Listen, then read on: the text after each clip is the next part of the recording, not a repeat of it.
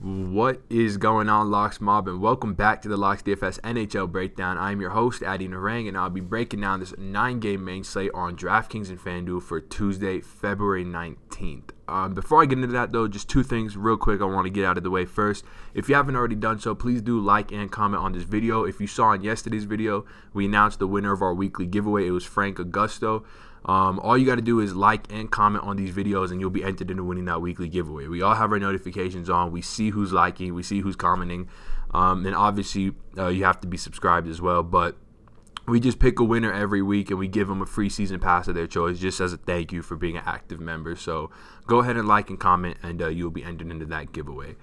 The second thing, if you want to follow me on Twitter, you can do so right here at RayleighAddy. Not going to say much about it. It's just where I tweet. And lastly, just a recap on yesterday. Yesterday was an absolutely crazy day. I was laughing so hard with some members in the Slack because we were talking about how NBA's kind of ended officially yesterday because there was always those All-Star game stuff that true NBA degens could have gambled on, and I know a lot did.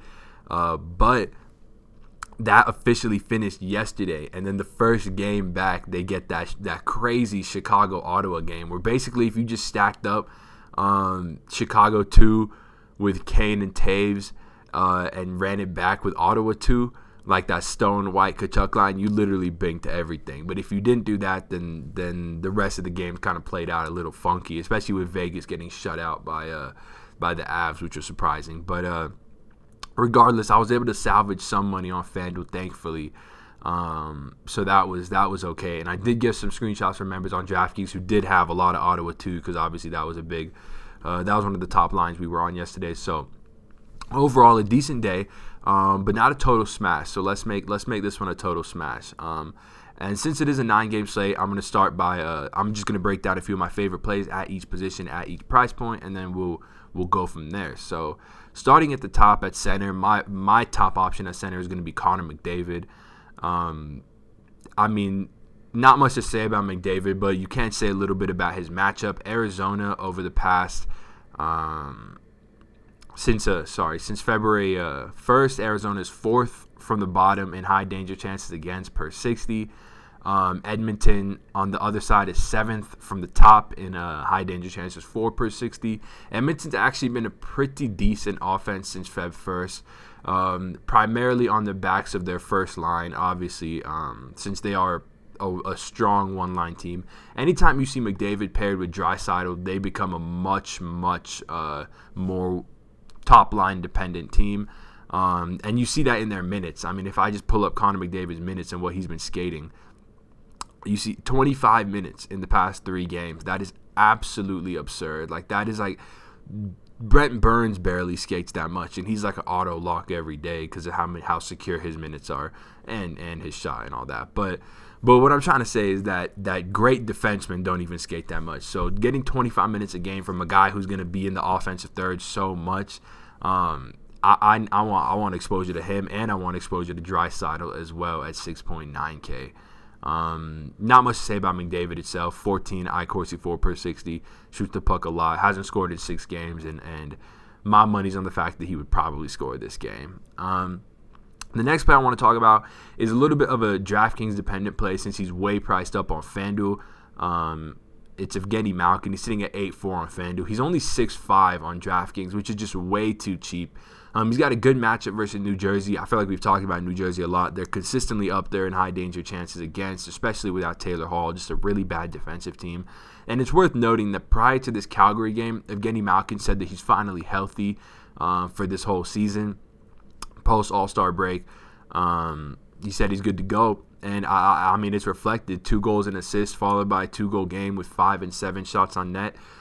Even if you ignore the points, the shots on goal is telling for someone who is getting back into form. And being 6.5K is just like, for an Evgeny Malka that's in form, he should be 8K or something closer to that, 7.8, 7.7. So 6.5 is just an absolute steal on one of the premier talents in this league.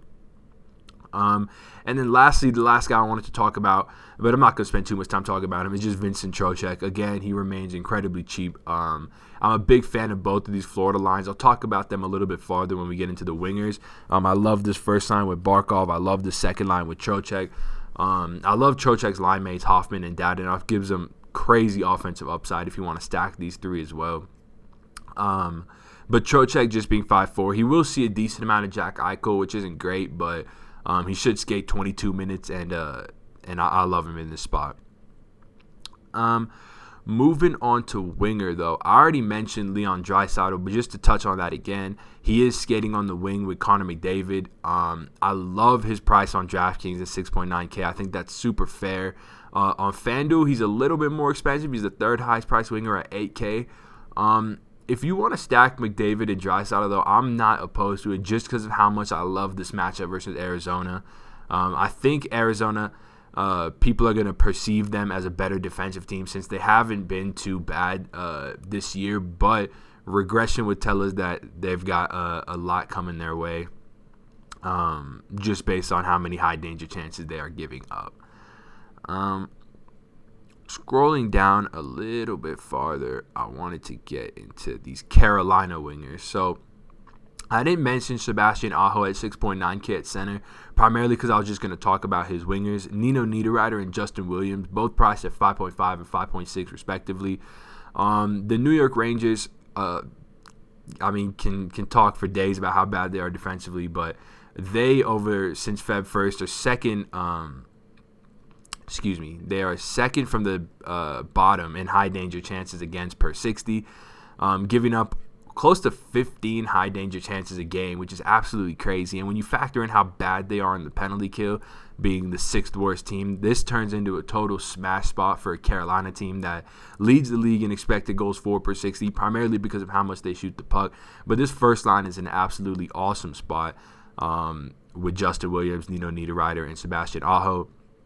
I think you get exposure to all three of them, and I think all three of them make for a really nasty game stack, makes for a really nasty line stack, and then you can also run this back as a game stack, because what I was alluding to, Carolina, if you look, is also fifth since Feb 1st in high danger chances against per 60, while the Rangers rank second from the top in high danger chances for per 60. So it's not a bad matchup for the Rangers either. So I think you could turn this into a Carolina 1 line stack if you want, or run it back with some New York Rangers 1. That Zibanejad line is certainly in play. That'll do it for winger. I believe, was there any? Oh yeah, one more guy, Jason Zucker. Just because I wanted to touch on Minnesota. This Minnesota-Anaheim game could have some sneaky upside to it. Anaheim, one of the worst teams in the league, expected goals against per 60, gives up a lot of high danger chances. Minnesota, without Mikko Koivu, drops to being one of the better defensive teams in the league to one of the worst. That's how important he is as their shutdown center. And there's some really cheap pricing on some Anaheim players like Rickard Rakell at 4.7. I think he makes for an elite tournament play. But for me, I prefer Jason Zucker at 4.5, leads the Wild in Corsi 4 per 60, and is skating on the wing of Eric Stahl. Just too cheap, and that holds true on both sides as well, where he's 4.9K on FanDuel.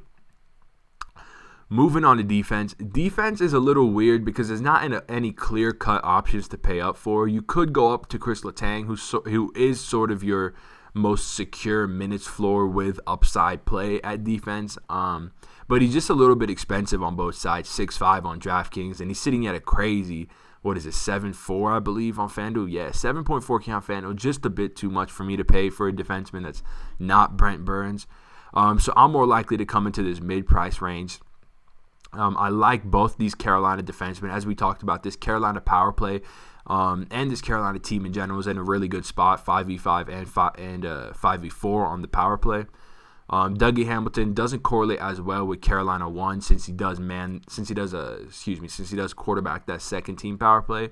But he shoots the puck a ton, leading Carolina in Corsi 4 per 60. It's close to 19 for him, so always a good play, but his minutes will typically be capped around 20, so you're hoping he performs in a limited amount of time. Justin Falk, he's typically going to skate around 22 minutes, doesn't shoot the puck as much, but he correlates a lot better if you do go with a Carolina 1 stack. But I like having exposure to one of these two guys for sure. And then scrolling down a bit farther, I didn't touch on the Arizona side of that Edmonton game a bit. I'm not too interested in it, but I am interested in this price in Oliver Ekman Larson. I've never seen him be 3.9K. And nothing's really changed in his role. He still shoots the puck a fair amount. He's still getting time on that first team power play, and he's still skating around 23 minutes a night. Getting a bit unlucky with his puck luck, but he's in a good matchup versus an